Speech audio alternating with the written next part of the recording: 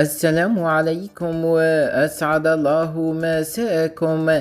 تداول ناشط عبر مواقع التواصل الاجتماعي صورة أثارت موجة واسعة من الاستغراب والاستياء، وصفت بأنها مشهد غير مألوف في زماننا هذا، وأظهرت الصورة دراجتين ناريتين تم ركنهما داخل حرمة المسجد بجامع الشهداء في ولاية الأغواط بدعوى الخوف من تعرضهما للسرقة في الخارج.